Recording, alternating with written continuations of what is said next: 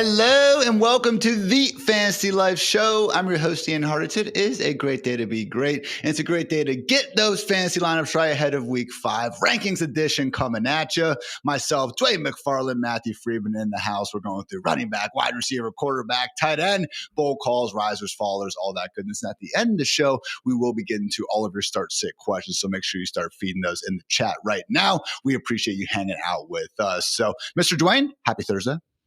Happy Thursday, Ian. And I just want to shout out Ian, guys. You know, he loves football, but he does have a baseball game on that he's very interested right now. But he's here for you because he's a true professional and he knows that he has to get this job done to help you guys hoist those league trophies. So, just big hat tip to you, Ian. Go Guardians, F the Tigers in that entire state up north. Mr. Freedman, how are you doing? I'm doing all right. It's a Thursday, gotten through, the week, like the content, and now it's just getting to watch some football and enjoy everything we have moving forward. So yeah, feeling pretty good. One thing you guys should really be enjoying is the opportunity to get Fantasy Life Plus for free. All right, guys? Seriously, Fantasy Life Plus, our premium package over here at fantasylife.com. Our friends at Comet are making this happen now until November 2nd. Comet is buying you Fantasy Life Plus, a $100 value for free. Comet is a blazing fast web browser from Perplexity, and all you have to do is literally download it. That's it. The internet is better on Comet, and fantasy football is better with Fantasy Life Plus. All you have to do, guys, is go to fantasylife.com/Comet. You follow a little 2-minute step-by-step guide. You have full access to every ranking, tool, and projection on Fantasy Life. Again, go to fantasylife.com/Comet, fantasylife.com/Comet, and claim your free year of Fantasy Life Plus right now. Dwayne, I know you've been using Perplexity and Comet really, just to help your workflow over the past month. And yeah, man, a lot of good things to say about it. Yeah, absolutely love it. I use it a ton for quick injury analysis and diving into those things. It does a really good job. Like if you prompt it, like for the kind of sources that you want it to be pulling from, and I love it. And then I use it for the intro of Talk Data to Me every week. I'm usually having a different analyst on. I embarrassed you, Ian, but it's a great way to see, do the robots actually like any of the humans in the fantasy football betting space? They do like you and Freedman. I have to say, they like you. They've liked all of our guests so far. I would say Matt Waldman was the most borderline. But Matt says he has a dog that knows how to chew through cords. So maybe that means that, robots can't get to him because it's going to chew the cords. But yeah, absolutely love it. And, who knows? Maybe I think the cool thing with Comet, Ian, is like you can integrate it into all of like your day-to-day stuff. I haven't gone as far as like integrating it into my calendar and things like that. But maybe I need to. Maybe I just need to set it up where I get an automatic update like every day at a certain time with all the injury analysis and it pops up on my calendar. So, thinking through more ways to get better. But yeah, absolutely love Comet, love Perplexity. Again, guys, link is in the description, but fantasylife.com/Comet to get you a year's worth of free Fantasy Life Plus. How can you not love that deal? So while you guys go ahead and do that, we're going to move right on to our DraftKings opening lines.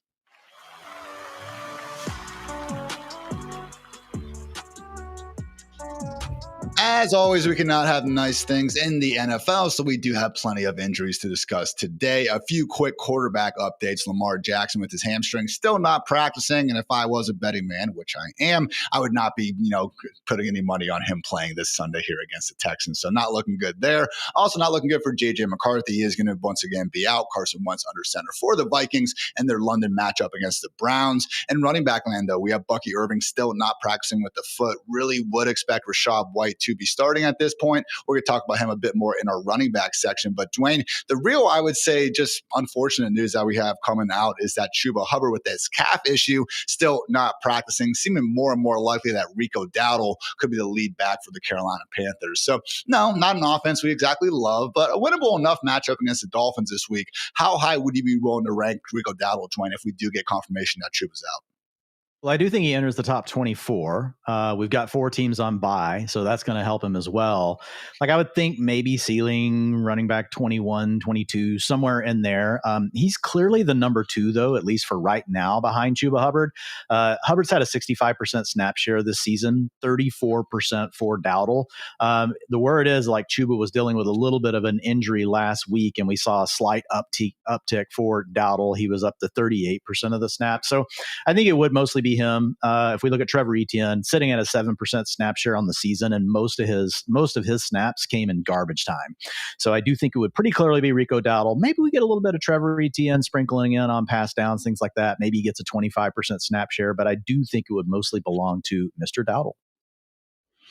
Freedman, looking at our Fantasy Live consensus ranks RBs 21 through 25. Okay. Jordan Mason, J.K. Dobbins, Woody Marks, Chase Brown, Tony Pollard. You put Enrico in the middle of that, above all those guys, below all those guys. Where are you kind of falling?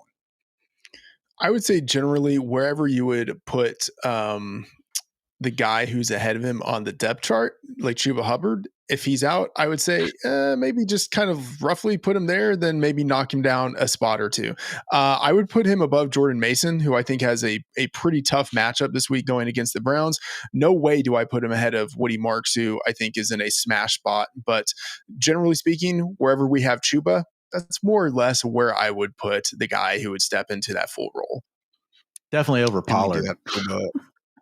Yeah, 100%. Particularly with Tajay Spears in a limited practice. Been a rough season for Mr. Pollard. 13th most touches, and he is just the RB29.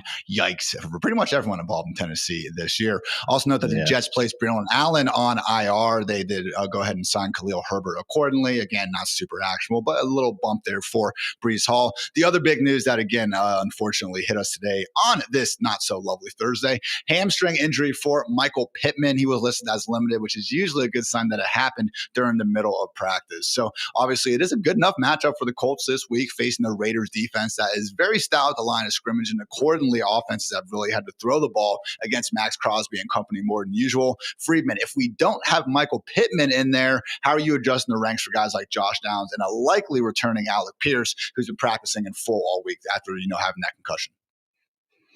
I think all of the pass catchers in that offense get bumped up just a little bit. And that includes Tyler Warren, who I think would actually have a chance of being the main beneficiary of Michael Pittman out. Like, I've been super impressed with what Warren has done this year. And Ian, I know that you and Dwain were really on Warren in the preseason. I think he's the best pass catcher in that offense, maybe behind Pittman, but maybe he's already the best pass catcher ahead of Pittman within that offense. So I think he would get the biggest bump. Josh Downs, I don't think he really gets that big of a bump. A.D. Mitchell on the outside, I assume, would soak up a lot of the routes that you would have expected Pittman to run, but I think they all kind of evenly just get a little bit of a bump, I think, with the biggest one going to Warren, because he deserves the biggest bump. He's the best. Yeah, I did some research on this. Unsure. Go ahead. Yeah, no, I just did some research on this real quick before the show. So we've got 820 routes in Josh Downs' career with Michael Pittman, 107 without, guys. So small sample alert on the without, but a 24% target share with Pittman in the lineup, a 30% without him. Now, those are offenses, to Freeman's point, that did not have Tyler Warren. We know that Alec Pierce right now, not a high target earner, does his job well, stretches out the field. He's going to do his thing, assuming he's ready to play from the concussion. But I do think A.D. Mitchell gets more of the outside work, because here's the one thing, Ian, 78% slot routes for Josh Downs in games with Pittman, 74% without him. So he only picked up an additional 4% from a route participation as far as getting to work more on the outside, which is really what we need to unlock more Josh Downs. So I would lean more towards it being, like Freedman said, A.D. Mitchell getting more routes. Obviously not having Pittman there and knowing A.D. Mitchell's not the target earner that Pittman is, like Freedman said, a small bump still to Downs. But man, I was really hoping this data would show me that, oh man, his slot route rate dropped to 50%, and we got to see him more on the outside. Now, guys, they could change this at the drop of a hat and decide they're going to play Josh Downs outside this week. If you've watched Josh Downs play, I do think he's capable of doing that. And you can protect him. He doesn't have to be the X. You can line him up as a Z, give him a free release, do things like that. But I do lean towards A.D. Mitchell being the guy that gets the bigger bump up the ranks just via more playing time.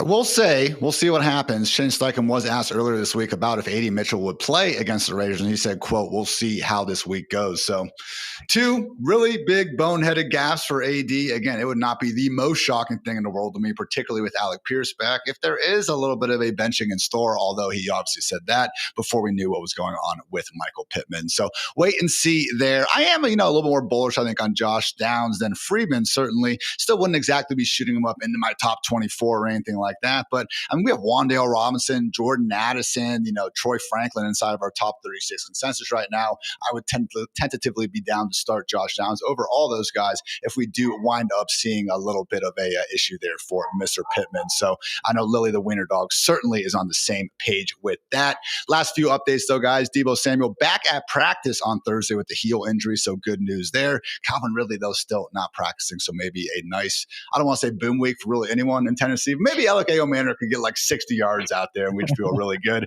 about that. Also, from beat reporter Theo Mackey, Michael Carter and Amari DiMercato, quote, traded off going first in individual drills. I will say, though, we have Michael Carter himself in a little post-practice interview actually say that he was going from practice squad player of the week to the starter. So I do tend to think that Carter is going to be the lead back there, and that is reflected again in our fantasy life rankings. And finally, Jaguars edge Trayvon Walker had wrist surgery, still considered day-to-day though, and even could play still on Monday Night Football per head coach Liam Cohen. So keep an eye out there for the former number 1 overall pick. So with all that said, guys, let's get into some ranks. This has been our DraftKings opening lines.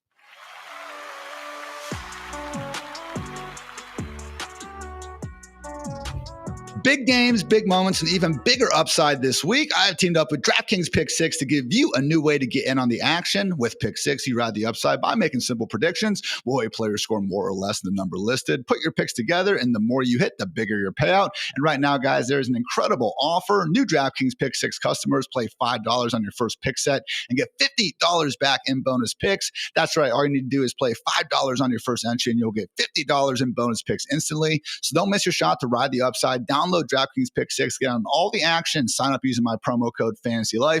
Thanks to DraftKings Pick 6 for sponsoring this. Let's make this season one to remember.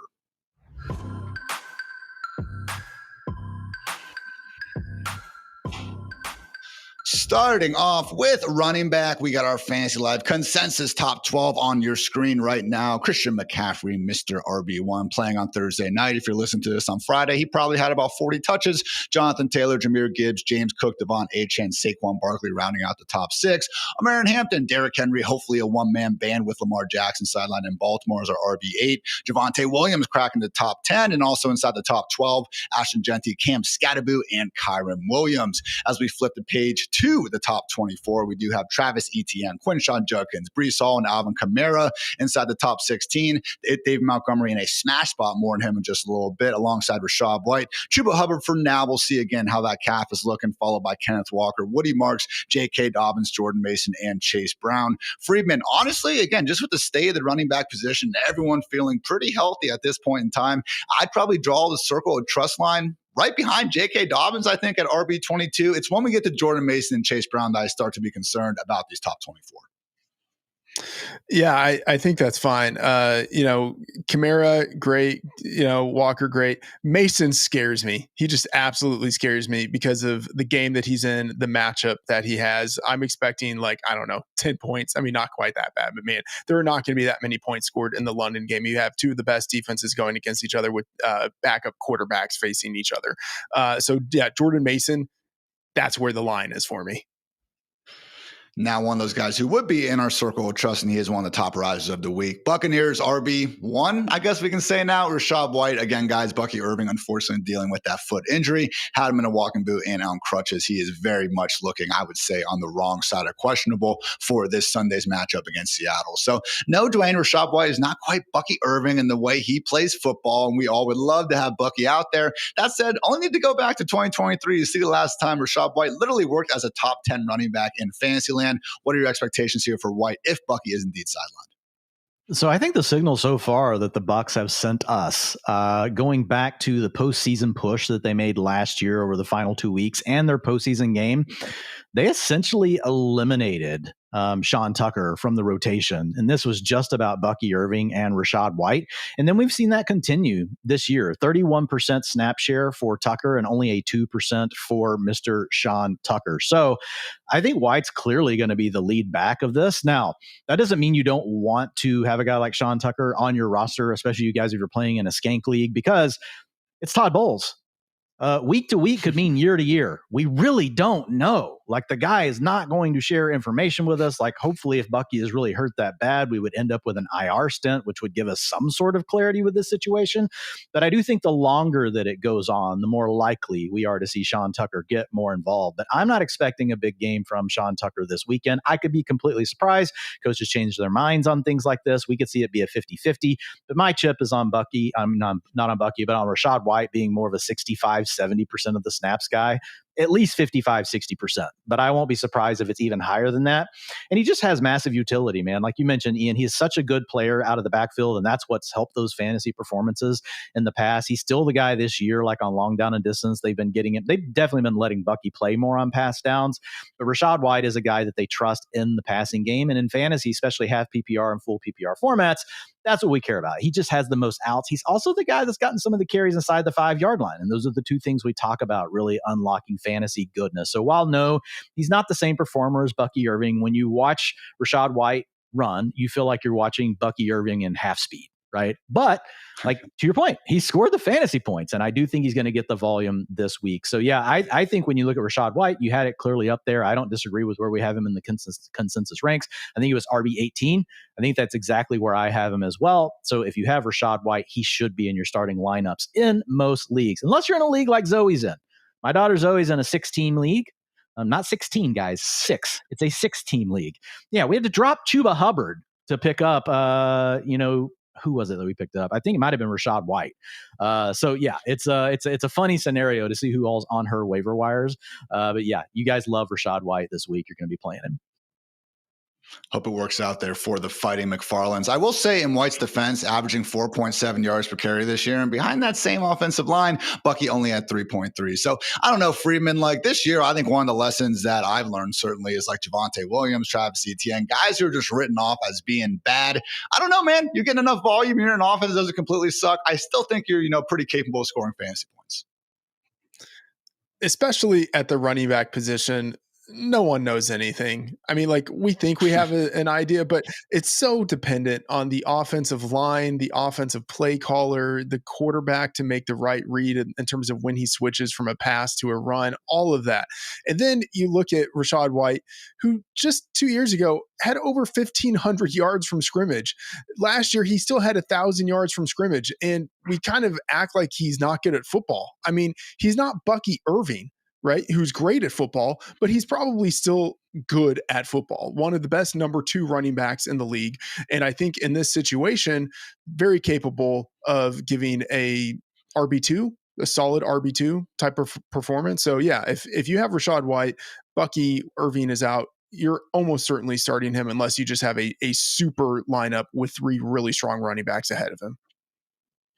As Dwain mentioned, usage has been firmly on Team White this year. And honestly, last year as well, week 14, when we did only see Bucky Irving out there for 10 snaps, it was a mid-game injury, but still, Rachaad White had 75% of the snaps, 71% of the rush attempts, and 54% of the routes. Again, dominating usage over Sean Tucker. So good stuff there for Rachaad White. Also good stuff for David Montgomery, Dwain, in arguably the smash spot of the week. Lions are implied to score a slate-high 29.5 points against a Bengals defense that seems like a combination of bad and quitting on the season. I mean, again, it's too physical of a sport to say these guys are totally quitting, but just based on some of those plays, especially late in the game against the Broncos, I think you guys know what I'm getting at. So certainly high expectations this week, Dwain, for Dave Montgomery, albeit Jahmyr Gibbs certainly having a bigger role, particularly on pass down so far this year. Yeah, for sure. And we covered that. If folks want to see it, you can read the utilization report where I outline it in full, or you can go back and you check out the utilization episode that Ian and I recorded earlier this week. We go deep into that.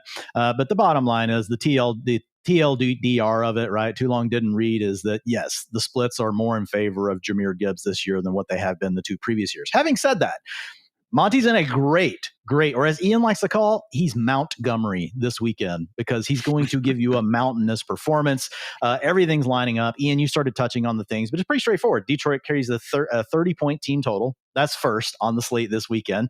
And the Lions are 10.5-point favorites. That's the number 1 spread on the weekend. When you typically have a high team total like that, and especially with a team like the Lions, they they earn those high team totals. And then you look at that spread, these are really great spots historically for running backs. And so when you look at Montgomery, it's really set up well for him. And then to add on to that, the Bengals provide a 6.1 fantasy point per game boost to opposing running back rooms. That's the 5th most. So you really have the trifecta.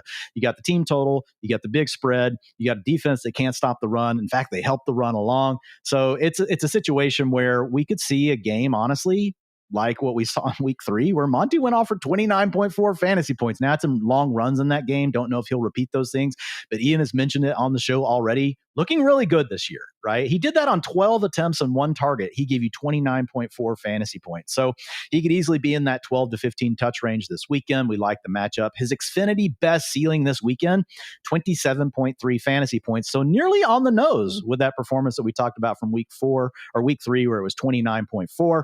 His floor is a little bit lower because he is game script dependent. If the game script somehow got out of hand, we know that he loses some of those pass down reps that you mentioned, Ian, to Jahmyr Gibbs. But even a strong median at 11.8 this week. Last week, his median projection was more like at 30. So he's at the number 20 running back in our median projections across me and Freedman right now in full PPR. So yeah, he's a mid-range running back too. Must start for the most part in all of your lineups. Freeman, I've been enjoying your Sunday morning kind of data dump tweets about just kind of some of the bets that you've really liked compared to our fantasy life projections. I have a feeling we're going to see David Montgomery with an anytime touchdown there. Maybe. Freeman. I will say I'm a little more skeptical. I'm a little more skeptical, which is like that should just be my tagline in life. I'm a little more skeptical. If you look at where I have him ranked, I am the lowest of the rankers. And I agree with everything that Dwain said. The setup is great for him. But if you look at the usage, I mean, he's had no more than 15 opportunities in any game this year. And that was week 1. Like last week, the Lions easily won 34-10, and he had only 10 opportunities, just 9 carries in that game. Like that, I know the matchup was tough going against a really strong run defense, but they still won by 2 touchdowns. Like that should have been a David Montgomery game in terms of finding the end zone, and it wasn't. Of course, the 2 games before that, he scored 3 touchdowns. So yeah, he probably scores a touchdown, but I think we're looking at a guy who probably doesn't have any more than 12 opportunities. I think we lost Freeman there. All right, Freeman just again couldn't quite handle all that David Montgomery love, Dwain. So your RB19, my RB16, wet blanket down there, RB24. Any other risers you want to get through, Dwain? Yeah, I'll hit on a couple really quick. One, Breece Hall, because we are not going to have Braylon Allen this week. We do know that Isaiah Davis will get a little bit more work. I don't really expect, the signing to impact anything here with Khalil Herbert. So I think a slight uptick for Isaiah Davis, but I think Breece Hall keeps some of those carries down inside the 10, which are very high value. They have been giving some of those to Braylon Allen. So I think that's a plus. He's got an Xfinity best ceiling of 34.1. If you guys have Breece Hall, you're starting him anyway, but man, that is a really high ceiling this weekend. We're going to be talking about a lot of Jets on the show. You know why? They're playing the freaking Dallas Cowboys, who've given the number 4 boost to running back rooms at 6.6 points per game. Quinshon Judkins, you guys all know you need to have him in your lineup at this point. We are going to have Dylan Gabriel under center, so that does add a little bit of an unknown here. But if we look at the drop back rate over expected since we've had Quinshon Judkins as the starting running back for the Browns, they have turned into a team with a minus 3% drop back rate over expected. Makes sense to me. Ian, we got a team that can play some defense. We got a young running back looking really good. And now you're going to have a quarterback that can go under center more often. You're going to have more of the boots, the waggles, a lot of things that you can set up off the run game. Not saying Dylan Gabriel's going to come out here and smash any way, shape, or form, but he could do little things that are actually more helpful to the Browns offense with the run game working. And then rapid fire here, Woody Marks. We'll talk about him, I think, a little bit more, but he looks really good this weekend. And I'll just hit quickly on the Arizona Cardinals backfield. You mentioned it to start the show. With Trey Benson out, I do think we're going to see more of a committee. We have heard the whispers this week. Sounds like more of the 2 of them. Then we've also had a couple of comments, one from himself that you mentioned, Ian, where he says that he's going to be the starter. We have seen this before. We have seen Michael Carter elevated from the practice squad on this team with this coaching staff to take over a full-time role. Now, at the end of last year, they did not have Amari DiMercato, so it's kind of difficult to find a sample range where like everything is in play the way it is this week. But I think it'll probably be a split between those two guys. If I can avoid it this week, Ian, I'd rather not have those guys in my lineup. I do think they are running back 4 options, and they have running back 2 upside if one of them runs pure, but we just don't know. Like, is one of them going to get 60% of the work and the other get 30? We're just not sure how it's going to work out for sure. So I do think if you're in an absolute pinch, though, and you're in like one of these skank leagues that we talk about where there's nothing, I do think that Carter and DiMercato are in play as running back 4s that might give you a running back 2 ceiling in week 5. Carter, our consensus RB 34, ahead of Kareem Hunt, Bashaw Tutin, Ollie Gordon, and Amari DiMercato himself. So basically, again, one of the top guys who, again, we just aren't totally sure about starting, okay? So we would be starting guys like Isaiah Pacheco, Ramondre Stevenson, Rashad White, Tony Pollard, amongst others, ahead of Michael Carter. That said, guys, on the other side of things, we do have some followers we want to talk about, starting off with Kenneth Walker. No, we are not completely sounding the alarms. I'm not trying to say that a guy who, again, projects for 15 to 20 opportunities per week should be hitting. Dwain, Zach Charbonnet not going away, and it is a tough matchup against Vita Vea and company. Yeah, so that's the challenge. You've got a pretty tough run defense here. Now, the Bucs haven't necessarily been like, really tough this year. Like when we look at running back points over expected, they're right around neutral, but we know it's a defense that can step up in that capacity, and they're going to know that the Seahawks want to run the ball because that has been the Seahawks identity. So I expect to see the defense really step up for the Bucs this weekend.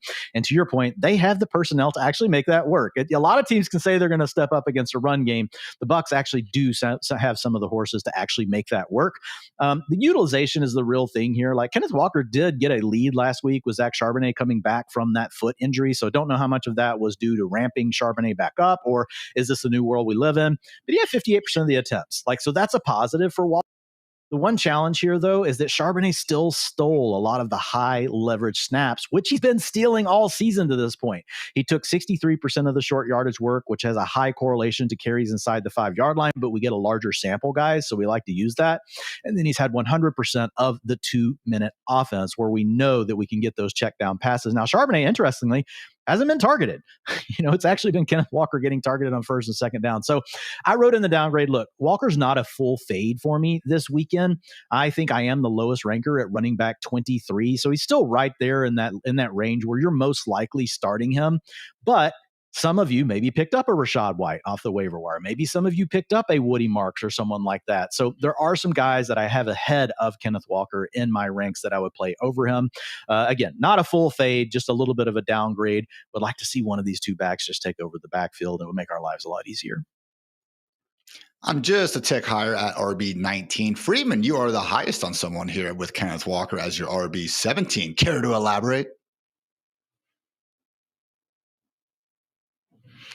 Gotta love Freedman joining us back muted. So, Dwain, let's go ahead and just move on to Tony Pollard facing off against the Cardinals. Someone who, again, 13th most touches on the season, but just cannot score fantasy points for the life of him. Now we got Tajay Spears coming back. And again, you get down the list and it's tough to, rank these clear-cut RB2s ahead of Tony Pollard. So, yes, he's actually coming in as all 3 of ours RB25s. I'm not saying he needs to be there, but just personally, man, when I get on to our Sunday morning start sit hour, which will be on this very channel, by the way, love to have you guys join myself and Chris Allen. Anything resembling a close start sit question involving Tony Pollard or any other Titan for that matter, just give me the other guy. Yeah, it's a pervasive theme across all Titans. I have a feeling Freedman was going to say something from a Seinfeld episode like yada, yada, yada. So I think we're good on that. Freedman and I, we love to chat back and forth in our text threads about our favorite episodes of Seinfeld. Save that for another day. Tony Pollard, number 1 in snap share at 89% among all running backs this year. But he's 30th in fantasy points per game at 10.4. So that's really hard to do, guys, like almost impossible. But that's how bad the Titans offense is right now. And now we have Tajay Spears eligible to return from IR. We'll see what ultimately happens with that. Right now, like Ian said, he's more of that borderline running back 2, high-end running back 3. But if we do hear that Spears is going to be back, he's going to have to move down even lower in the ranks. I would say probably low-end running back 3 if we know that Tajay Spears is playing. Ian, how about you?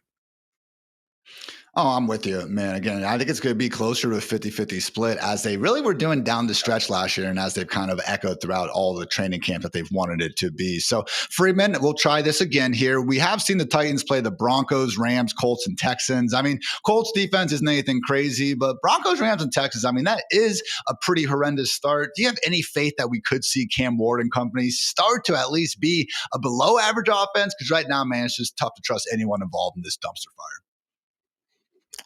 No, I have absolutely zero faith in anything to do with this Titans offense. Coming in wetter than any other blanket. Let me just talk for a second about this Titans team and how atrocious they are. They have a league worst 69 point differential, negative 69 point differential. Not nice at all. They were good in week one. They were competitive. Since then, they've lost by 14, 21, and 26 points. I use the betting market as kind of a proxy for expectations. And last year, this team was 2-15 against the spread. Absolutely atrocious. 0-4 against the spread this year. That is like almost unfathomable for a team to be that bad relative to the betting market's expectations. Just absolutely no faith at all in this team. And then I'll just say the situational spot for the Titans is also really bad, going against the Cardinals team with 3 days of extra rest, their second straight home game, a really good home field advantage, and like all of the home field edges going against them in this spot. So, and then they're traveling east to west to play in a different time zone, like outside of their normal window for starting time. It's just like absolute trash. And they scored 0 points last week with a coordinator change. Like, just this team just needs to be blown into the sun and turned into like the Houston Oilers again. The Titans experiment has failed. It is so bad, but hopefully bad enough for the Arizona Cardinals to get us 1 week deeper in those survivor pools. So again, not loving Pollard or Walker this week. Dwayne, any other downgrades you want to talk about? Couple of quick ones here. Troy Franklin for the Broncos. Look, I mean, he's tied with Cortland Sutton for the team lead with a 21% target share. So Troy Franklin's actually playing well and is still kind of under the radar because he hasn't completely popped in fantasy.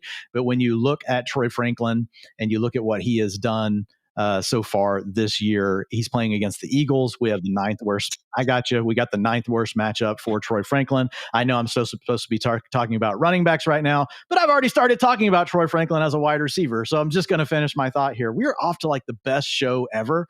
So yeah, Troy Franklin is a downgrade. But the other rapid fire downgrades for running back, I really only have one, Ian. Actually, we already hit them both. We got them both with Kenneth Walker and Tony Pollard. So we're good.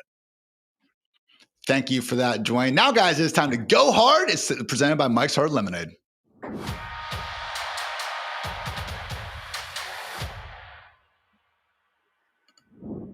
Are you going to go hard in your leagues and start these guys, or will you go home? This is Go Hard or Go Home, fueled by the bold flavors of Mike's Hard Lemonade, the official drink of those who go hard for their league. Starting things off with the sicko start. Dwayne, who are you going to be sick enough to perhaps start and go hard this week?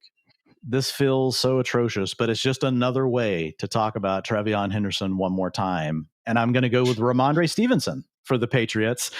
Stevens rostered in 73% of leagues, but he's starting in only 19% of the lineups. No one trusts it, Ian. And look, I get it. Like, he's not really done a lot. We've had one good game with Ramondre Stevenson, but at the end of the day, like, he's handled 58% of the snaps through week 4. Like, so it's not even like it's a 3-way committee where they're all splitting evenly. This really is still Ramondre Stevenson leading this group right now. So I realize it's gross, but guys, try to go on Yahoo and sort by not roster percentage, but by starting percentage for running backs. Find a guy who's under 30% started that actually has a role. Your list immediately dwindles to nothing unless we're just giving complete long shot prayers around a running back 2, or we hope the running back 1, which we never want to do, gets hurt in the game. So Stevenson, I don't even know who I'm going to next week, because this list has dwindled down so much. But yeah, Stevenson, he's a mid-range running back 3 against the Bills, which has actually not been a bad matchup for running backs. The Bills have been pretty good against the pass. They get ahead. They let their pass rush do their thing, but teams have gotten to the Bills on the ground. Ed Oliver and Matt Milano starting to get a little healthier, so we'll see just how long that Bills front 7 remains a liability. But yes, certainly has not been a strong start for that run defense. Speaking of long shot prayers, Freedman going with the warm blanket for none other than Kendra Miller going up against the Giants. Explain yourself, Oracle. First, I just want to say, if in the preseason you had told Dwain that in week 5 he would be touting Ramondre Stevenson as his sicko start, he would feel sick to his stomach. This has been quite the turn of events. But I'm going sicker with Kendre Miller here.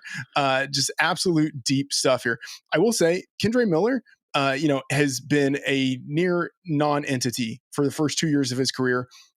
Injuries, feud with the coaching staff really sidelined him. This year, though, he is increasingly each week carved out a role in that backfield. And then last week, 32% snap rate, had 11 carries, and that was in a game that the Saints were losing, but were competitive in. So it's not like it was all garbage time usage. Like, Miller is an actual part of this backfield. He had 65 yards and a touchdown, and that was in a loss. What happens in a win? And although the Saints are 0-4, they are favored at home this week against the Giants, who are number 32 in defensive rush EPA, number 32 in defensive rush DVOA. This could be a situation where Miller actually ends up getting another 12 carries or thereabout, maybe even a little bit more, ends up scoring a touchdown and having decent yardage against a really bad run defense in a home game. And then this is more just also to kind of earmark, like, Kamara is a strong candidate to be traded at some point. Miller, even if you don't start him this week, you probably want to take a shot in rostering him because he could find himself in a lead role sooner rather than later.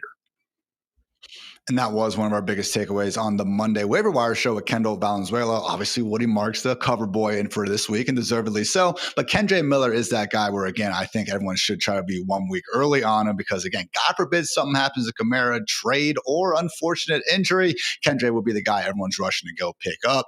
Time for the Hartitz heater, though. I am going back to our guy, David Montgomery, and predicting 100-plus yards and not one but 2 trips to the end zone. Again, we don't need to go through all the reasons why he isn't such a smash spot this week. But, yeah, Lions are really freaking good. The Bengals are horrible, and Montgomery has been playing well this year. It's just a situation, too, where we see the Lions just, again, put up so many points on teams that it's like they're able to just get all their studs involved, get guys that had a bad last week going again. So Montgomery or Jameson Williams, guys, like, I feel like one of these dudes is going to completely boom. We know Gibbs and Amon-Ra are going to get going, but definitely keep an eye there on D-Mont and then, again, J-Mo as well. And that's going to wrap up this week's Go Hard or Go Home, brought to you by Mike's Hard Lemonade, because playing it safe is how you end up watching playoffs from the couch.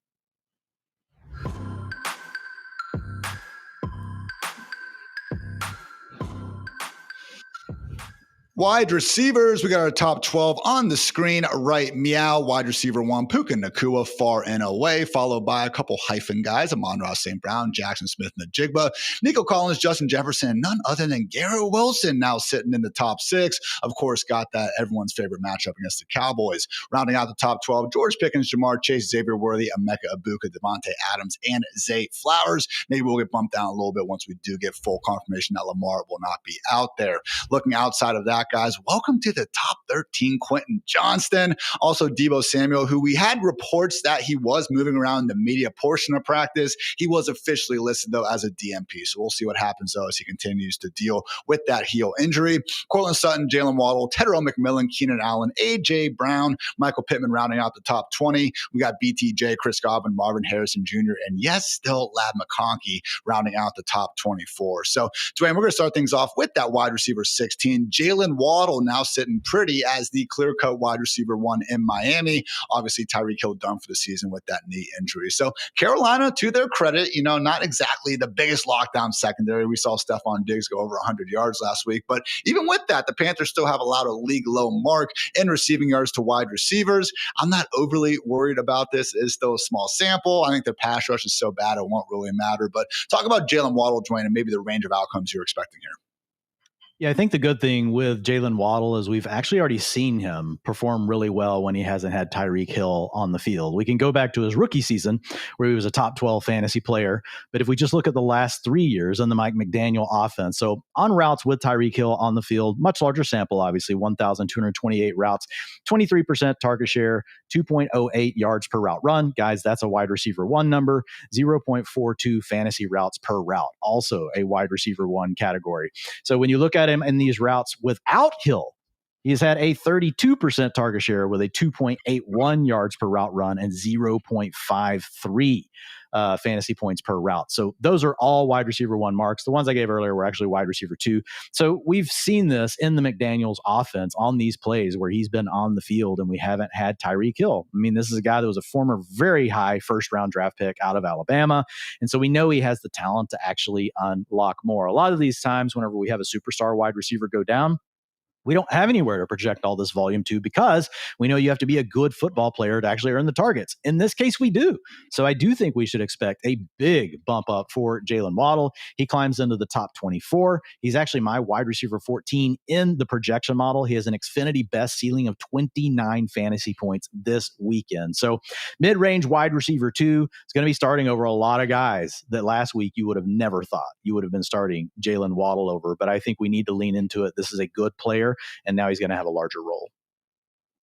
And I will say, Freedman, I honestly thought Miami, particularly after that just atrocious week 1 showing against the Colts, could have been kind of in that Titans bucket of just a team that we wanted nothing to do with.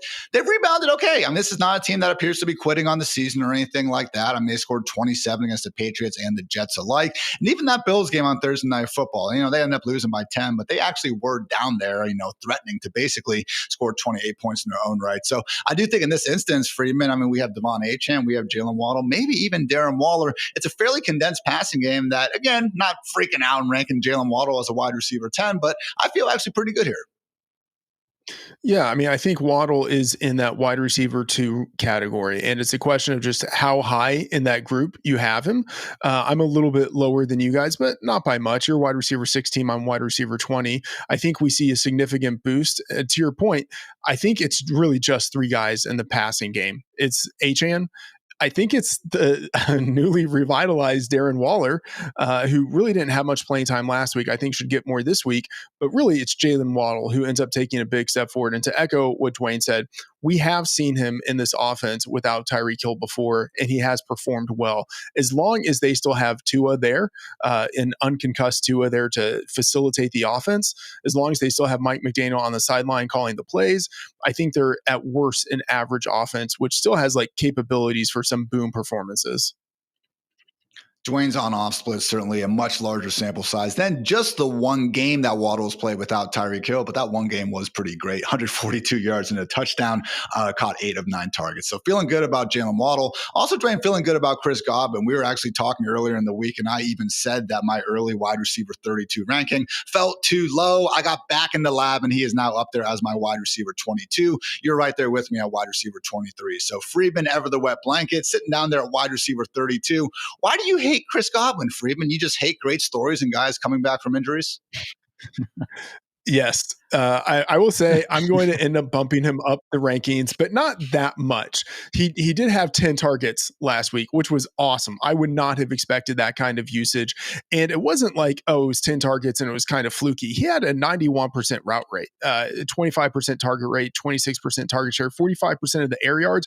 Basically, he had a Emeka Egbuka type of usage, which was awesome. The thing is, and maybe this is just, knocking off a little rust, he didn't look good with that usage, And so I'm just saying maybe the guy who is 29 years old and had a pretty significant ankle injury is still going to be the number 2 in his offense, going across the country, playing a tougher matchup. So I don't know. I will probably bump him up a little bit, but you guys have him as a low end wide receiver 2. I don't think I'm going to be that high, but still I should bump him up a little bit. Dwain, the way I was kind of looking at it in the rankings is once I did get to guys like Ladd McConkey, Marvin Harrison Jr., Jacoby Myers, who I also just didn't feel all that great about, I was willing to slot Godwin ahead of them because I'm just more confident in his volume at this point. That said, going up against the Seahawks, who have been a very strong just pass defense pretty much since the first 8 weeks of the Mike McDonald era have been done with. I don't love the thought of Godwin spending most of his afternoon lined up across from Devon Witherspoon, but that said, man, volume is volume. And at this point, I mean, we know Baker's going to be condensing so much of it just to Emeka Egbuka and Chris Godwin. So we're certainly feeling, again, good enough here, Dwain, to rank him as a legit wide receiver 2.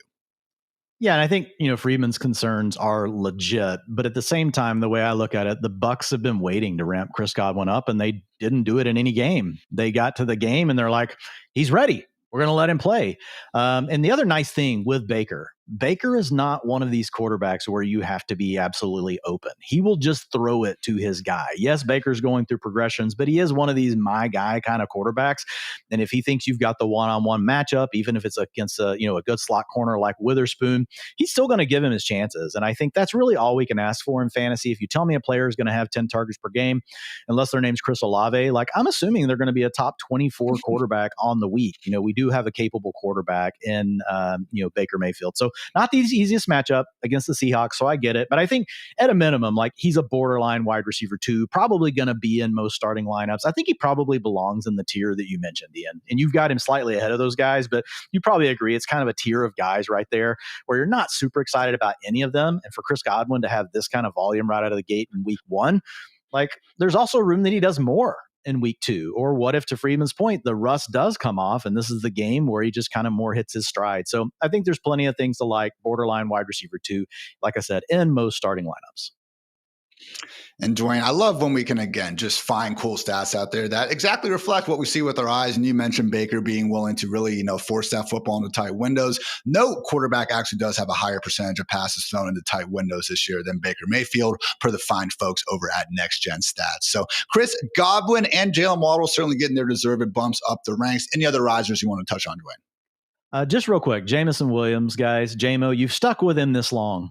And I know it's not been good, but like the air yards were there last week. He had a season high 178. Yeah, he still didn't have a great target share. Chris Allen's argument that, he's like a Madonna, like a diva version of MVS. Like there's some truth to that. And JMO is out here running all these deep routes, but he's open on them. He is open on them. And we've just had some near misses. And you guys know how fluky it can be. 1 week, you may not hit any of those passes. And the next week, you hit 3 of those. So my thought process on JMO, one, is that he hasn't really developed into this next version of the player we hoped we were going to get. At least he hasn't to this point in the season. But he's still a boom bust wide receiver 3 option. And in my history of playing this game, Ian, the moment I bench a player like that is when they give you the 35 points and they win your week. So if you're going to live through the downs, you need to also be willing to embrace the ceiling component here with JMO. And he was just this close last week to really doing it. The Bengals, who we talked about earlier against the run game, are also terrible against the pass. They give up the 3rd largest DVP boost to opposing wide receiver rooms at 6.3 points per game. So that is really good. Lots of things working in JMO's favor. Do love that JMO call. Again, I'm not sure if it's going to be him and Monty, only one football to go around, but I am confident that, again, we are going to see some big plays going on there for the Lions. On the other side of things, there are some followers we wanted to break down. First of all, the man who is wide receiver 24, but we had to draft him a heck of a lot higher. Ladd McConkey for the Chargers. Freedman, you are the lowest among us at wide receiver 26. I'm more in line with you. He's my wide receiver 26. I guess we're tied. Okay, wide receiver 26. Dwain is over here, Mr. Optimism at wide receiver 21. Probably going to tell us that's a small sample and he's still good, yada, yada, yada. But Freedman, speak some truth right now about why, it is concerning that Ladd McConkey has not been, very good. He's been the 3rd best receiver on his own freaking team to start this year. Yeah, I mean, I guess it's a testament to how much the Chargers are passing that we collectively, as a group, a ranking group, still have all 3 of these wide receivers in the top 24. But McConkey at this point, I mean, he's running the routes. He leads the team in route rate. But, I mean, he is clearly, I would say, to this point, in terms of production and usage, the number 3 wide receiver on this team. Now, he has the talent, I think, of a high-end wide receiver 2, maybe a low-end wide receiver 1. He has the talent. And I will say, in guillotine leagues, I think he's something of a buy low. He was on a lot of teams that were chopped this past week. Like, we know he has the talent, and at that position, I want to bet on talent, but I just don't know how much this team actually needs to throw the ball to him. And at this point, like, he's being outplayed by Quentin Johnston. And I know it was a little bit of a slow burn for QJ his first year in the league, and his second year, even though he was better, it still wasn't like a great year. But this year, he's playing like a guy who was drafted in the first round a couple of years ago. Like, he's at this point now living up to the draft capital the team invested in him. And then, of course, that Keenan Allen has a long-time connection with Justin Herbert. So it just means that this year, unlike last year, there's not the need to force the volume to Ladd McConkey. So I like him, but I don't feel the need to really force him into the wide receiver 2 ranks at this point. Dwayne, I feel like the easiest way to get Lad McConkey to rebound is just to bench him in fantasy football. Like, isn't that the way how things usually work? That is how it works. And everything Freedman said is true. Like Quentin Johnston's playing out of his mind. My gut says this all levels out over the course of the season. And the challenge is, like, we may rank all of them in the top 24 the rest of the way, but one of them is going to be the odd man out most likely each week, and is going to be more of a wide receiver 3 or a wide receiver 4. I think there will be games in the future where that will be Quentin Johnston. I think there will be games in the future where that's Keenan Allen. And in those cases, Lad McConkey will be the guy that's operating, doing some of the things that Quentin Johnston's doing. But I will say the duplicity between Lad McConkey and Keenan Allen, which you brought up on our recap show like 2 weeks ago, Ian, that's a real problem right now for Lad. A lot of the option routes, all the underneath stuff, hey, we got to get this third down, those things used to all go to Lad. Those are now going to Keenan. So really, Quentin Johnston's like playing his own role, right? He's a guy they move around the formation. They get him on these deep crossers. They scheme things up for him behind the line of scrimmage where he's running across, and then they throw it to him in the flat and let his athleticism take over. Like, these other two guys are not getting any of those. So they really have to go out and earn these targets, like in these certain situations. And Justin Herbert has a trust with Keenan Allen. Not saying he doesn't trust Lad McConkey, but I think it does make the two of those guys probably in most weeks, one of them is going to be the one that's going to be the odd man out. Quentin Johnston kind of has his own role, so I do think he's a little more insulated. I do think the market's finally reacting to this. Like, I've been betting it for the last 3 weeks, basically where I was just like, man, like the market was so high still on Lad, like being like a top 10 kind of play versus these other guys treating him like wide receiver 4s and 3s. It slowly moved up last week, not enough, but I do think the market has finally caught up now, and we're seeing them all more tightly grouped together. I think you can go with the order you want. One of these guys, though, is going to go nuclear each week. And right now, to Freedman's point, Quentin Johnston is the one doing it. Matchup does have some good things for McConkey. Washington this year, a bottom 5 unit in terms of passer rating and yards per attempt. 2 wide receivers aligned from the slot. Also want to note that Marshawn Lattimore really starting to look a little bit old and washed. And even Mike Sarenstow as well joins Marshawn Lattimore inside of PFF's bottom 15 graded cornerbacks this season. So again, we believe in the Chargers passing game. Hopefully one of these days that's going to involve Lad McConkey a little bit more than what we've seen so far. I do maintain he is going to be a good buy low. Just again, very, very frustrating start to the season. Another faller, Dwayne, is of course, Bengals wide receiver T. Higgins, Jamar Chase too, for that matter. With Chase though, we're again still ranking him very highly inside of our wide receiver 1 tier. T. Higgins, not so much. He is your wide receiver 30. Freedman's wide receiver 31. I only have him as wide receiver 28. So again, just tough to overly believe in anyone attached to this Jake Browning-led offense. That said, Dwayne, I do think there is at least, an opportunity here because DJ Reed, the Lions' number 2 cornerback, did hit IR with a hamstring injury. Yeah, so I mean, with T, like, it's still centered around him and Jamar Chase, and it was a really tough matchup against the Broncos, right? I mean, they looked absolutely horrible. The Lions' defense is better this year, but they're not the same caliber of defense as what we have with the Broncos. The Broncos obviously have a player in Patrick Surtain that can lock down literally anyone. So I think this is a little bit better spot, for T. Higgins as well as Jamar Chase. You're going to have to score points to keep up with the Lions. The Bengals have moved to a little bit more of a conservative approach from their drop back rate over expected since they lost Joe Burrow, which I don't blame them. Like, you probably need to try to protect your quarterback. The challenge is they're not really doing anything on the ground to get things going. So we'll see if they stick with that this week. But yeah, T. Higgins playing right now with Browning. And Freedman brought this up last week. It's the wide receiver 2 in this scenario, especially when you have a superstar like Chase on the other side that often takes the biggest hit. And I think that's what you're seeing in our rankings here this week.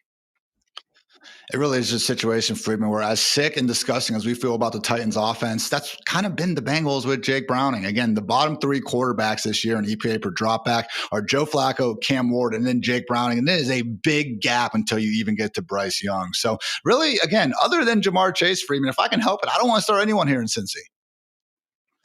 I will say, and I mean, echo everything that Dwayne said. If there is a week where you are disgusting enough, you are sick enough as an individual to start T. Higgins, this is the week, right? The Bengals have to score points. Higgins, I mean, his season has been absolutely disastrous, just 136 yards and a touchdown on 20 targets. But he's not as bad as his production has been to this point. The Lions are number 30 in defensive pass DVOA against number 2 wide receivers. DJ Reed is out. And the other perimeter cornerback, Terrion Arnold, is also dealing with a shoulder injury. He exited last week early. Both of the starting perimeter corners for the Lions might be out. If not now, never. Right? This is the week for T. Higgins to get right. That doesn't mean it happens. It just means if it's going to happen, this is the week. That's why I'm not totally downgrading him. But yeah, man, this is the one spot. I guess another way of saying this, if he goes off this week, this is the sell high point. Yeah. Well said, well said. So again, T. Higgins and Ladd McConkey getting the downgrades in the ranks, but we have some bold calls for guys who, again, maybe we can feel just a little bit better about. Starting off with Dwain Sicko start. Talk about a Dolphins wide receiver, Dwain, not named Jaylen Waddle, but again, maybe also going to be experiencing some, increased usage without Tyreek Hill. Yeah, Malik Washington for the Dolphins, rostered right now 19% of the time in Yahoo League. So this is a guy that's available for you. He's in the starting lineup less than 8% of the time. So when you look at last week and what happened in that game, Ian, Malik Washington and Nick Westbrook-Ikhine both got more playing time, but it was actually Nick Westbrook-Ikhine that had the 90% route participation or an 87% route participation after the loss of Tyreek Hill. Washington bumped up to 70%. He's been more around a 60%. So kind of a split between these two guys, but I still just want to put my chip on Washington. This kind of goes back to what Freedman mentioned earlier with his warm blanket with Kendre Miller. If I look at one of these two players and think they break out this weekend and I could have a surprise that I actually want to keep on my roster the rest of the way, I do think it's Malik Washington. We've seen Nick Westbrook-Ikhine in the league for multiple years now. We've actually seen him on teams that don't have any receivers where they really needed him to be more. Now, he has been a guy that can stretch the field vertically. He did catch touchdowns on like 8 games in a row or whatever it was last year, Ian. I know you kept bringing that up.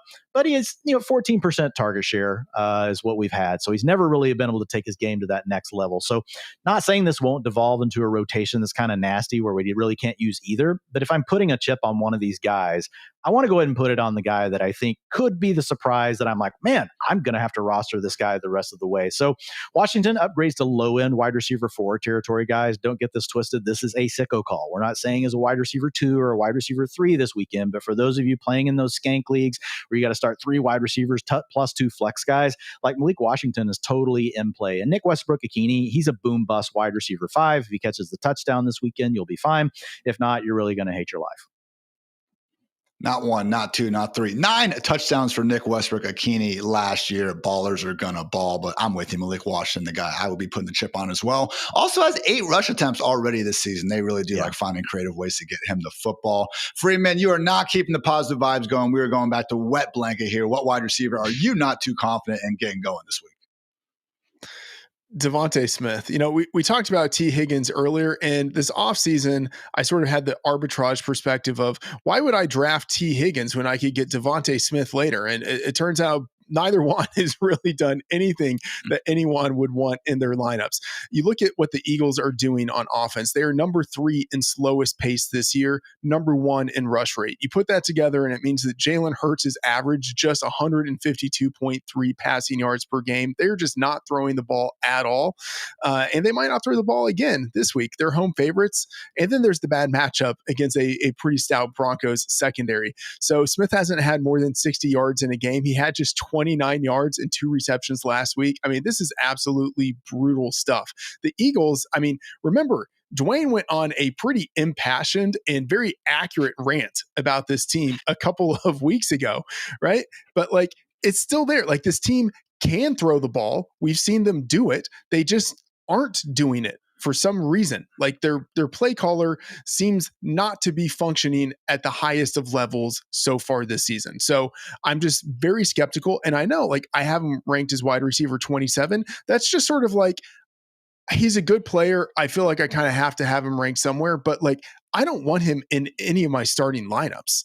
I have a very hands-off approach to him at this point where he's a great player, but he is so volatile and he's the number 2 pass option in an offense that is just not throwing the ball and then not throwing the ball well. So Devontae Smith, very pessimistic about what we see out of him this week.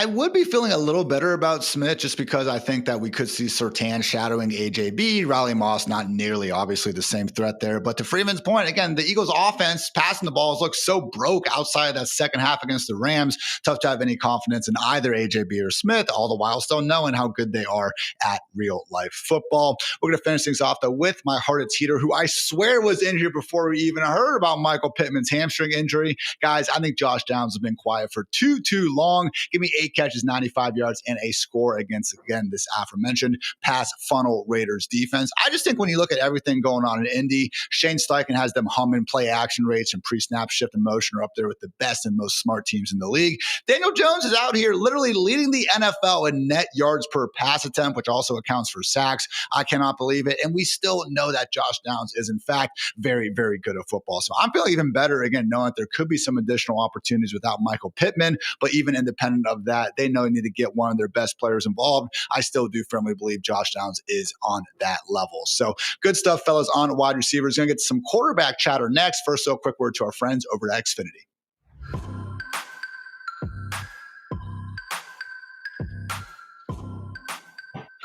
If you call yourself a sports fan, you got to have Xfinity. All the games all in one place so you can become the best at watching sports. Really are so many great options, guys. We have the Sports Zone where every pro football game and over 1,000 college games will take place. Highlights and alerts all in one place. Also the multi-view option. You can be in up to 4 stadiums at once. Xfinity Fan View, live scores, odds, and data all in one place, personalized to you. Enhanced 4K viewing experience. It is simply stunning. And you can use your voice remote and just say football to find it all. Imagine all your football all in one place. Easy. Learn more at Xfinity.com. No restrictions do apply. New residential customers only. Tax and fees extra and subject to change.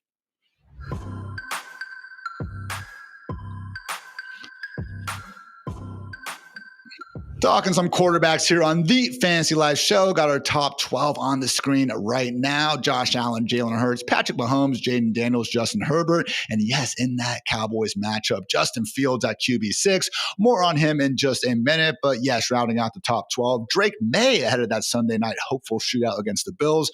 Daniel Jones, Jared Goff, Dak Prescott, Baker Mayfield, and Kyler Murray. Perhaps going to be forced to pass a little bit more due to all those running back injuries going on, but we shall see. The man, though, Dwain, who we don't even really need to worry about passing because of how good he is on the ground. Justin Fields, again, such a great smash spot. And just another season, man, where, yeah, week 2 is disgusting against the Bills, and you can say that was the real Justin Fields and slander the man all you want. But we have seen in the other 2 games him do basically what he's done his whole career, and that is rack up fantasy points, style points be damned. Yeah, and he got hurt in the Bills game. So if we look at the 2 games that he's played fully, 29.5 and 27.2 fantasy points. Now, we know it's not realistic to keep that up, but that's the kind of ceiling that he has. In the Xfinity Best ceiling projection model this week, he has a 33.0 ceiling. That's the 3rd best on the slate. Also has a strong median at 19.2 fantasy points at the 4th best. So you mentioned this matchup that we have here against the Cowboys. Everybody knows that it's great, but it's really good for quarterbacks, guys. They have sanctioned the #1 fantasy boost to opposing signal callers at 9.6 points per game.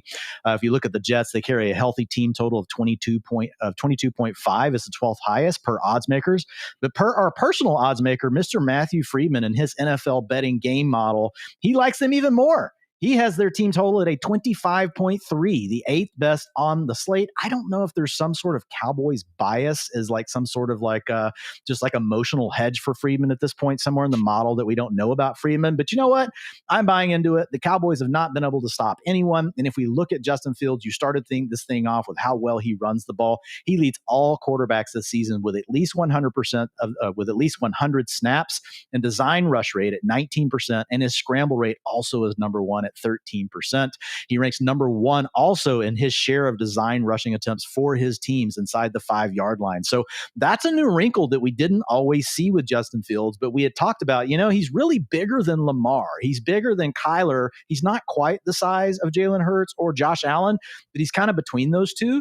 And if a team really did decide to start letting him get more of those carries inside the 5, we kind of wondered out loud, like this preseason, could he score more rushing touchdowns? And that's happening right now. He's getting 0.7 attempts inside the 5 per game this year. So these are all really positive things for him. He is an absolute start. Again, guys, we have him at QB6.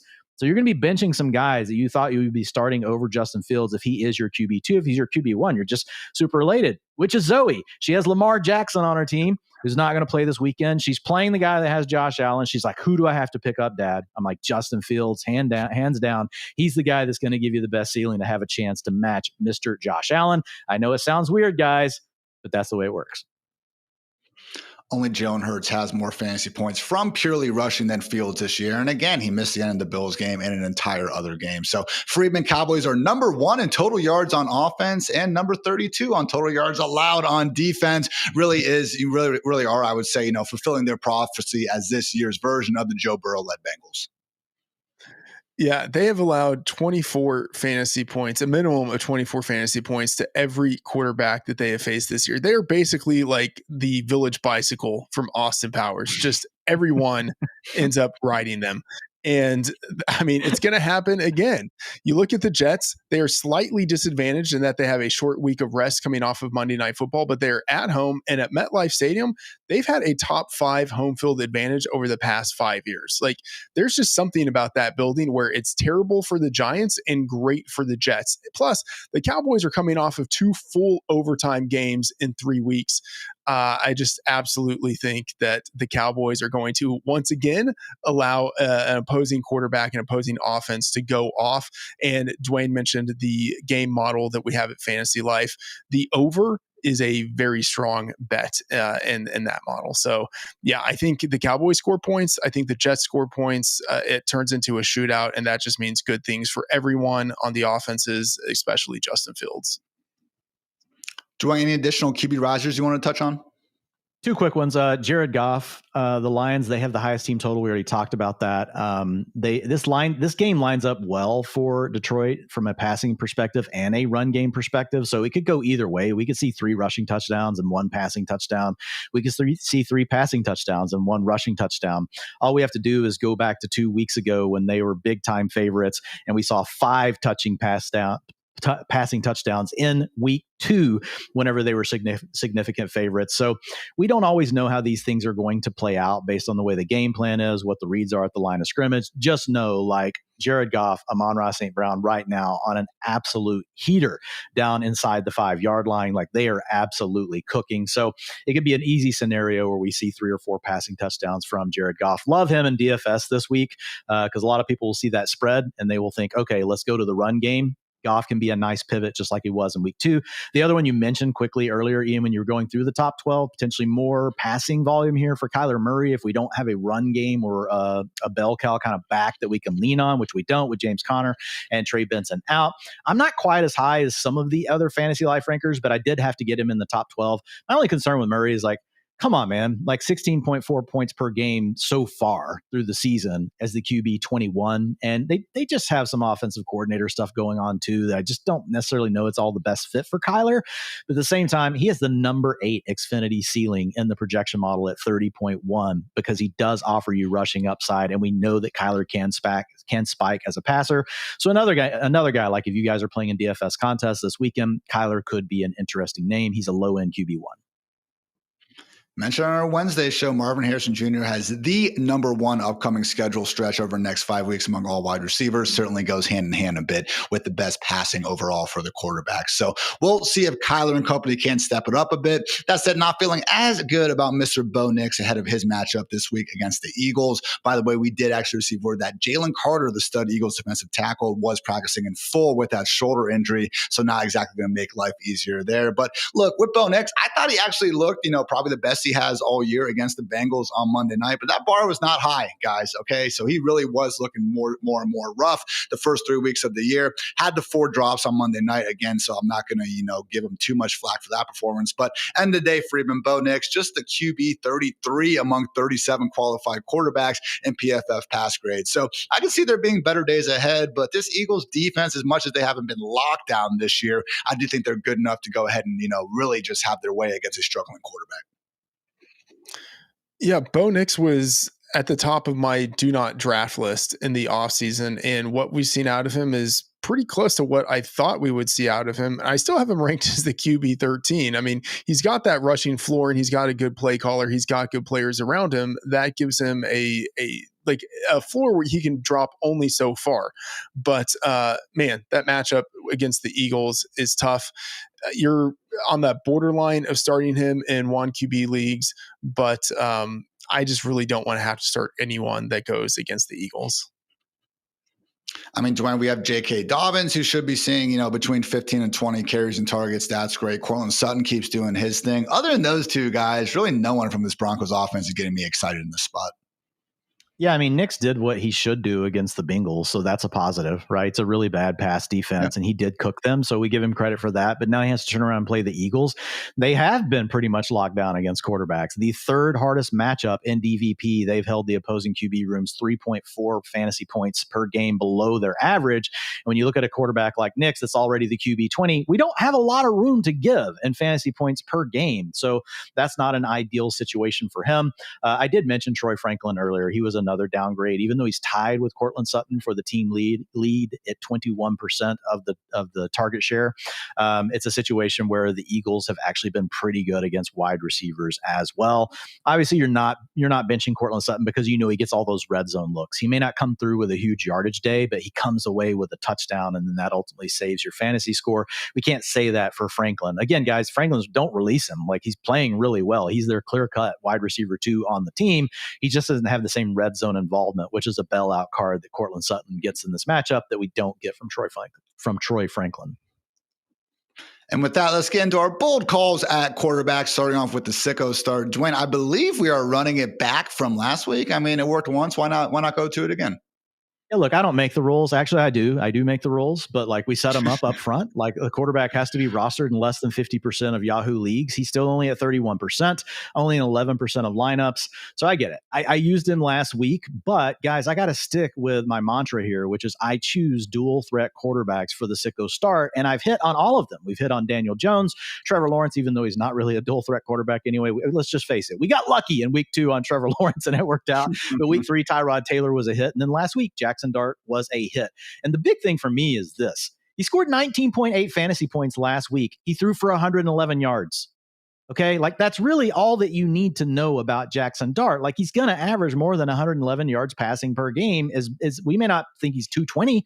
Freedman and I both have him now under 200 yards per game projected the rest of the season without Malik Neighbors. So we're not saying that this is going to be like this prolific passing offense, but he's not going to throw for 111 yards every single week. So he finished the day last week with 45 rushing yards and a touchdown. You mentioned on the recap show, Ian, could have been more. We had a couple of penalties that called things back. 18% of the team's design rush plays. They actually may want to dial that back just a tad, like, just to try to keep this guy healthy through the season.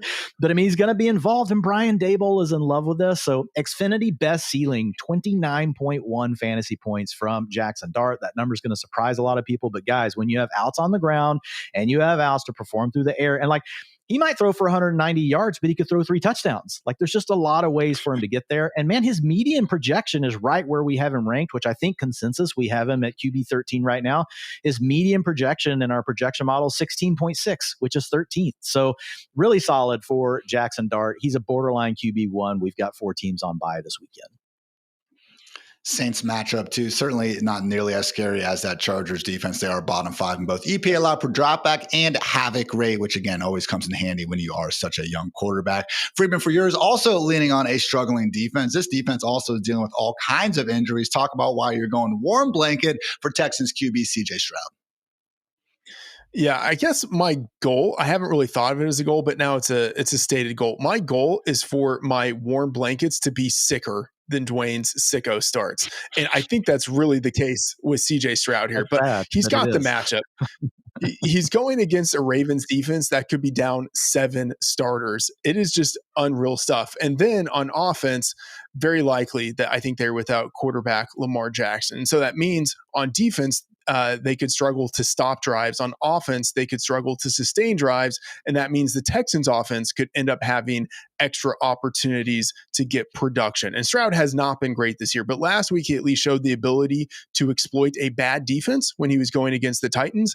And you look at the Ravens, super injured. They're a bad defense. Number 3 in most fantasy points allowed to quarterbacks this year.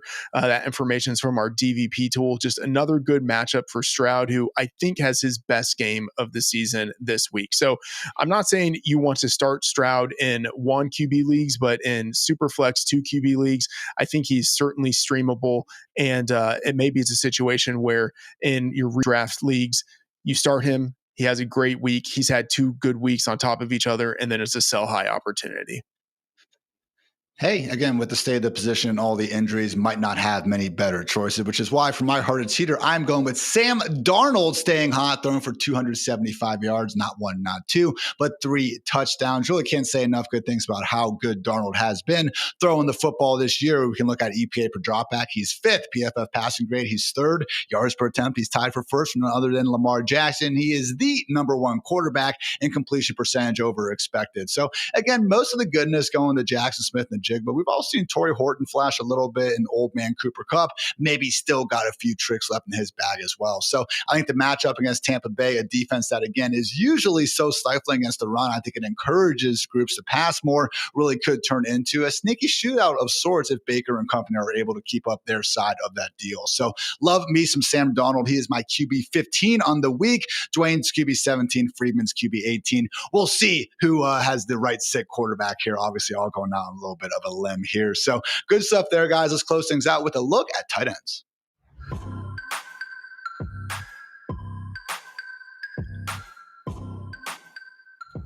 Fantasy Live consensus, top 12 tight ends. We do have Mr. Trey McBride taking the top spot right now. Tyler Warren as tight end 2. Jake Ferguson, tight end 3. And Brace Bowers. Yeah, Brock Bowers wearing a brace. You guys get it. All the way down there at tight end 4. Hopefully he starts to look a little bit more like himself here sooner rather than later. Honestly, guys, if we had to draw a circle of trust, that might literally be it. Sam Laporta and Juwan Johnson rounding out the top 6. Hopefully Juwan, I believe his ankle will be okay. Sounds like Taysom Hill is still going to be a week away from making his debut.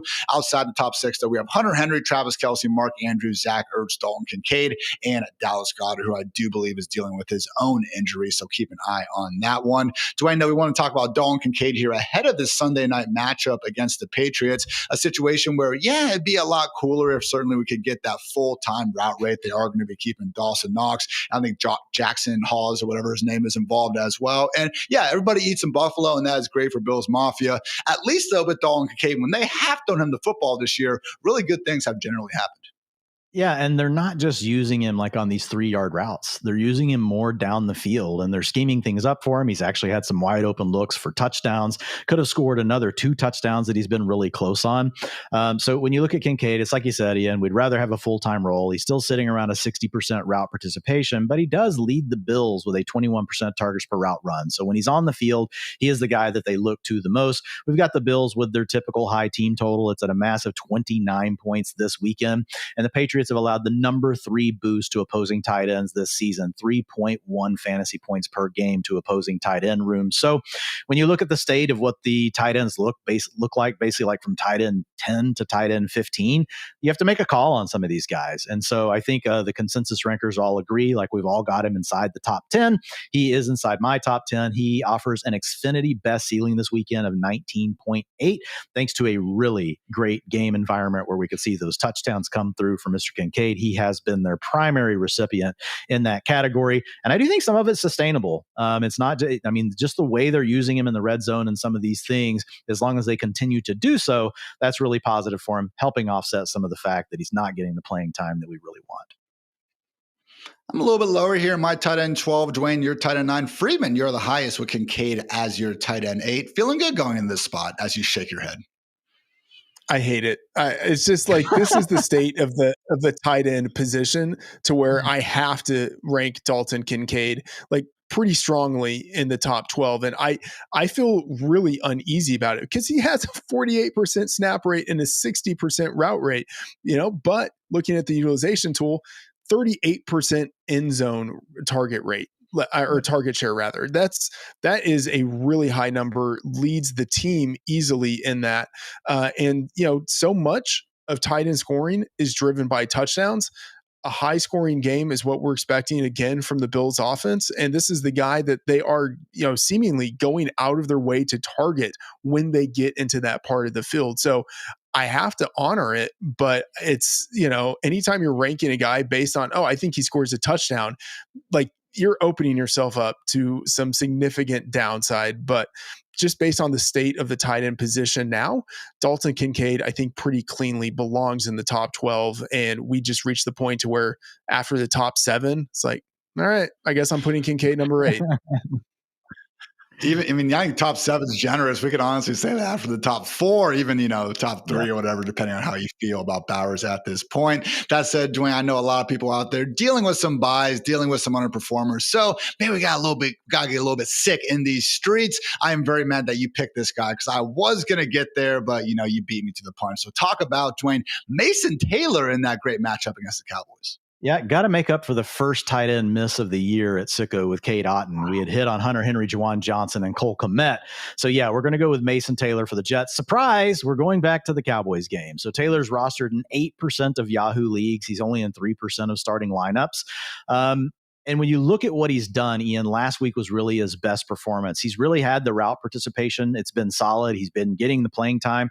He even got some targets 2 weeks ago, just didn't necessarily come through in the fantasy box score in week 3 with only 5.8 fantasy points.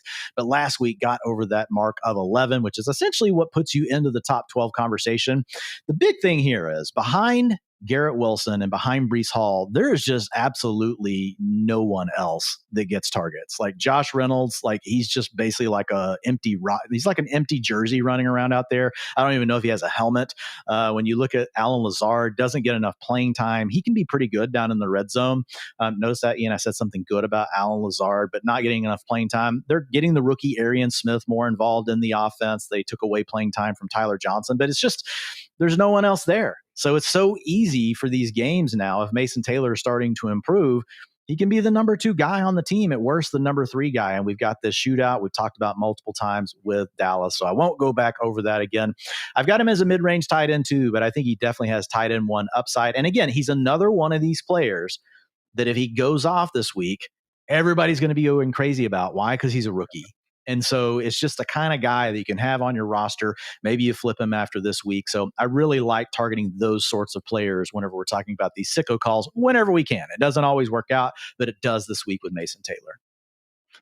It is a good point. It's something that I've heard Pat Mayo bring up a lot. I've been doing weekly shows with him where it's like when you have kind of these players like this, ask yourself, okay, if Mason Taylor goes for 80 yards and a touchdown and Zach Ertz goes for 80 yards and a touchdown, who's going to be viewed as, the bigger boom in the eyes of the, casual fantasy player? Definitely Mason Taylor here. So like that call, Dwayne, again, just still mad at you personally for taking it from me, but I guess, I just need to deal with those demons myself. Freeman, not getting a warm blanket out of you. We're getting a wet blanket. Not exactly feeling David Njoku.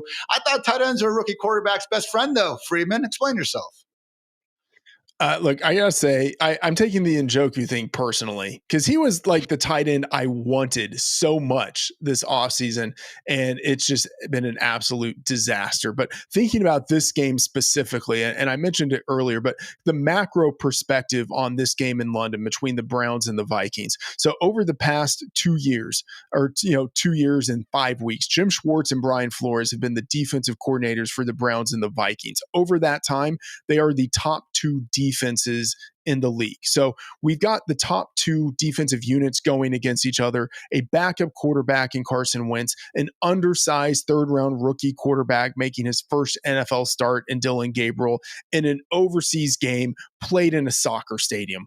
I mean, like this game easily has the lowest total on the slate of 36, but I think that's still too high. I'm looking at the game model that we have now, and this is a 5-star bet. And so that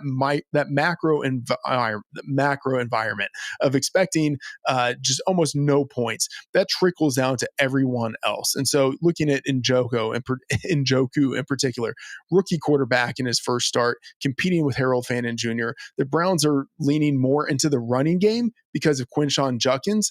And this year, 128 yards, no touchdowns from Njoku. I just don't see that improving at any point this year. And then there's just the matchup and the low scoring environment. I want absolutely no part of David Njoku this week.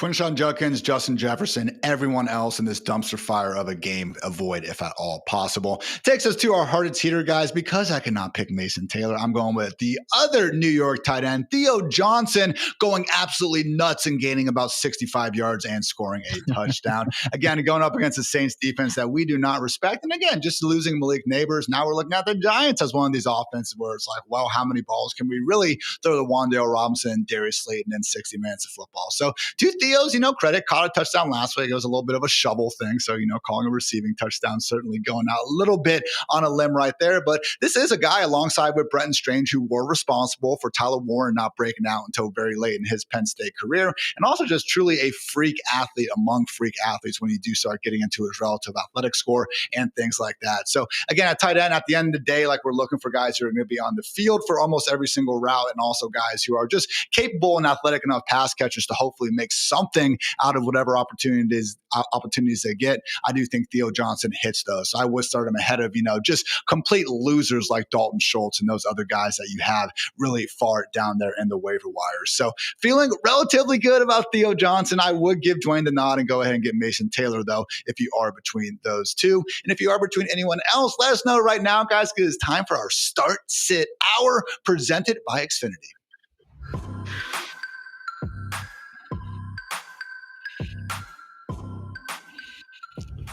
As always, for legal reasons, I must specify that by start sit hour, I mean about start sit 10 or 15 minutes. So with that, fellas, let's get after it.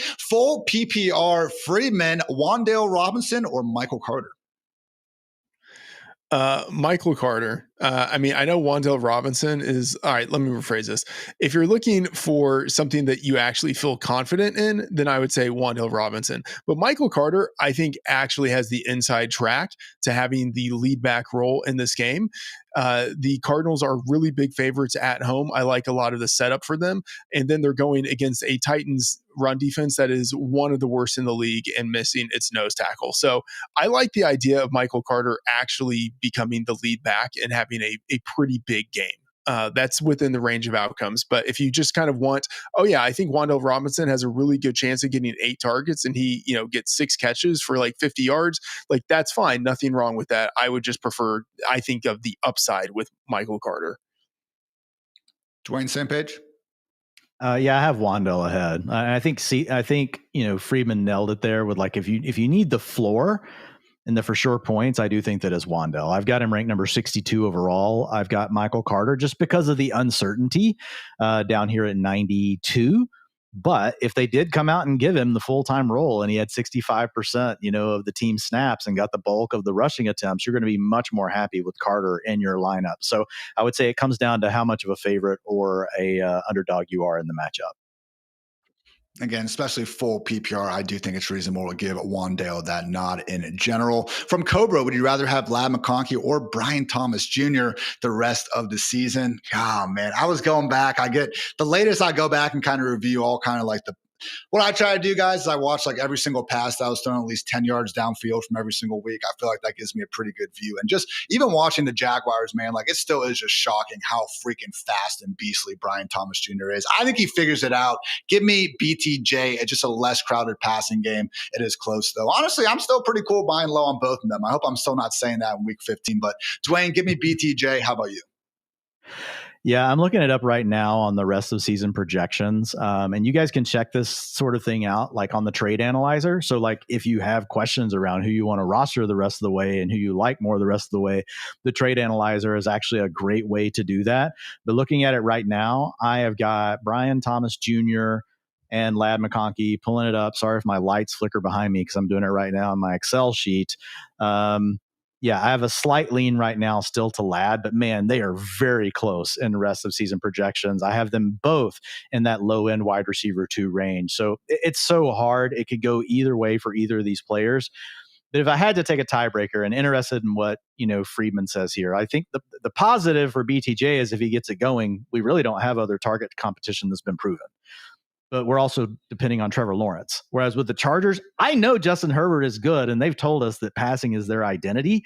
So I feel better about his environment, even though he has to get more, target competition. So I have a slight lean to Ladd, actually, just because I think I believe more in the Chargers offense than how I feel right now about the Jaguars, which is just, we hope it gets going, but it's been a complete mess outside of Travis Etienne.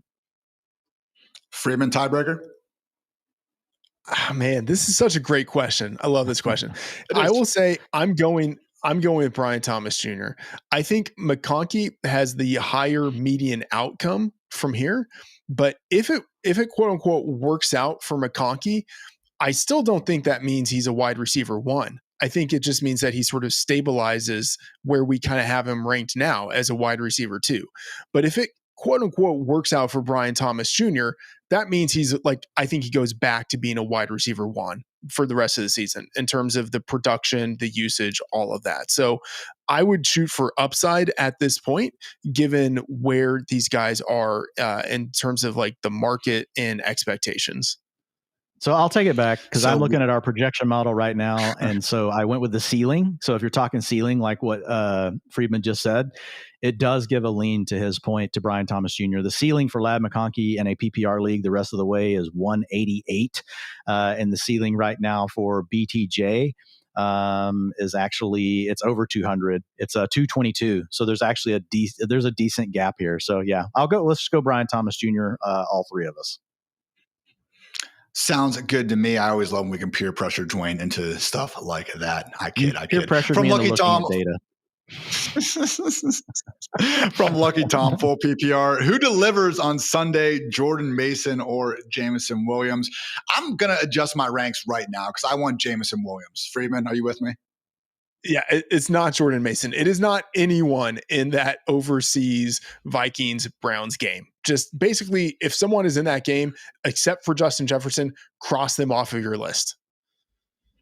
Again, Dwayne, he's going to get the volume. I get it. But just what's that even going to be worth in this matchup? I'm going with JMO. Are you with us? I mean, I'm looking at it right now. I mean, in all of our ranks, we need to go adjust them, I guess. I am right now. We've got JMO 57. Our consensus is 54 on JMO. And then Jordan Mason, our consensus is like 30. So it's a pretty big gap that we have between them. So I do agree. So similar kind of thought process here. I do think the ceiling is way higher for JMO. If you're going to tell me one person blows up in their game, it's going to be JMO. If you're telling me who's going to have the best median projection, it's going to be Jordan Mason just because we know of the volume. But it could be like last week. We didn't even get to 12 fantasy points, I don't think, last week from Jordan Mason. And it could be very similar here. The Vikings offensive line beat up. All the things Freeman already named about this game. I don't need to rehash them. Can we think about David Montgomery? I mentioned this in the David Montgomery stuff where my computer just decided to die.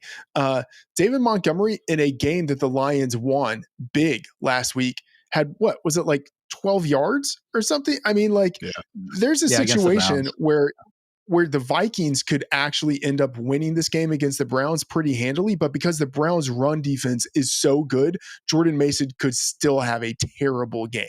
So, and then there's just like the absolute run bad of like, oh, the Vikings offense just goes nowhere and Mason has an even worse game. So I know that like in terms of projections and rankings and everything, like, oh, he's the lead back in a good offense. Like, we would project him to have like an okay game, but the floor is just so far down for Jordan Mason. And it's just a situation where this offensive line is so banged up as well. Brian O'Neill isn't expecting to play. Ryan Kelly's not practicing. Donovan Jackson's still expecting to be out for a couple more weeks. Really just, again, not one thing is looking good for this Vikings offense. I'm sure they'll score like 35 points accordingly. From Jacob, 2 flex spots, Waddle, Woody Marks, or Slayton. We are going to consensually go with Jaylen Waddle and Woody Marks in that one. From Nadine, y'all think White over Marks versus the Ravens? I have White ahead. I know it's tough. I do have White ahead. I think I lean White. We all Freeman? have White ahead. Yeah, man. Yes, but I will say it's a really nice problem to have because I think Marks goes absolutely off in this spot. So I would say like good on you for being in this position. And I'll tell you what, man, if you have like a wide receiver 3 sitting in your flex spot, like I would really try to get Woody Marks in that lineup if possible. To Freedman's point, again, that Ravens defense is so banged up. From Kevin, second flex spot, half point PPR, Emari Demercado, Troy Franklin, or Alec Ayo Manor. I lean Ayo Manor if Calvin Ridley does end up being sidelined. We do have also a banged up Cardinals secondary to think about. As Dwain mentioned, didn't love all the things we saw from Troy Franklin last week, and I am also Team Carter over Demercado. Dwain, how do you feel about this? Yep, I have Ayo Manor the highest out of those. So he's my number 81 player across all flex plays. So Freeman.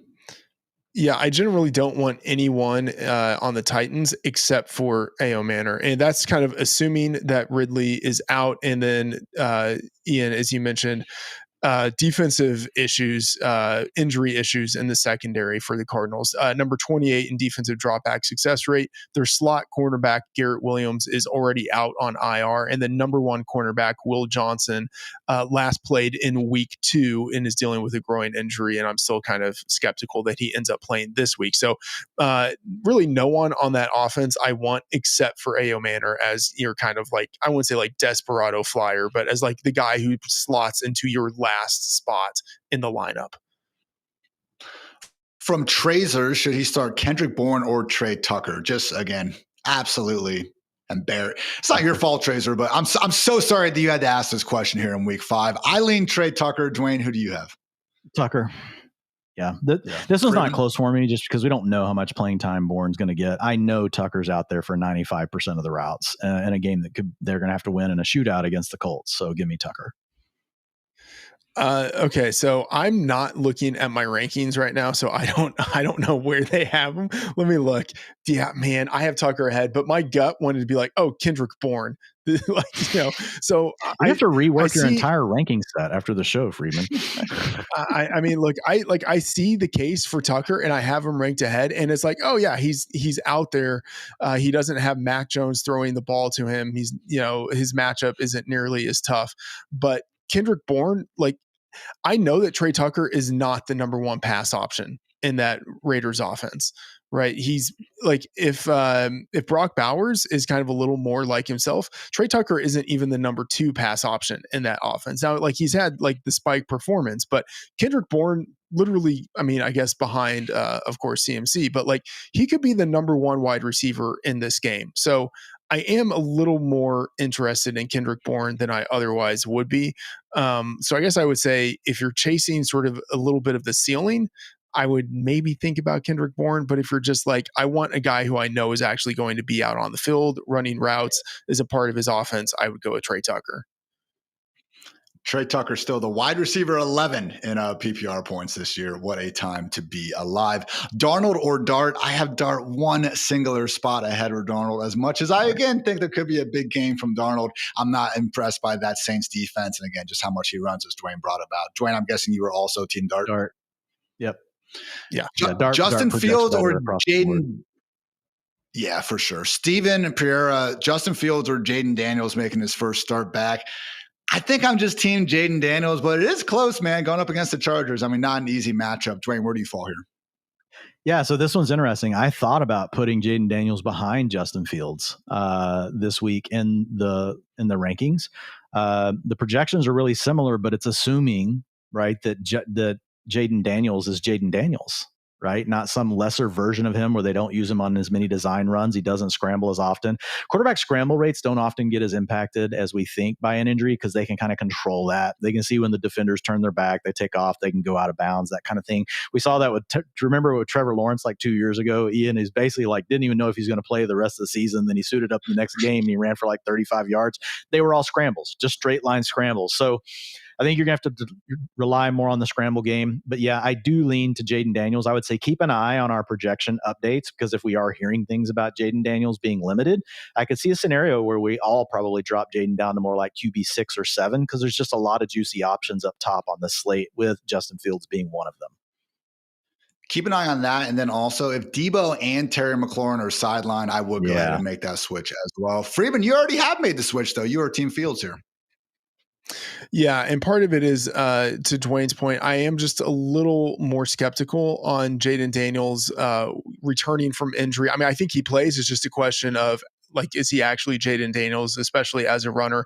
And then all of the pass catching issues, Terry McLaurin, Noah Brown, Deebo Samuel, like how many of these guys actually end up playing? Whereas with Justin Fields, I know he's healthy and I know he's got a great matchup. So I just feel a little more certain about the floor that he has. Whereas Jaden Daniels, like we know the ceiling that he has, it's just a little uncertain with him returning from injury this week. And finally, from Chad, full PPR, pick 2, Malik Washington, Darius Slayton, Trey Tucker, Christian Kirk. Again, so sorry that this is what you're dealing with here in week 5. Dwain, I'm thinking it's Darius Slayton and probably I'm going Slayton for sure. I think the next one's more of a toss-up between Malik Washington, Trey Tucker, and Christian Kirk. Who do you fall between? Yeah, I have it as Slayton and Tucker. But again, you're kind of in a tier of guys here. So I'm going to I'll stick with Tucker and with Slayton. I feel confident in their roles.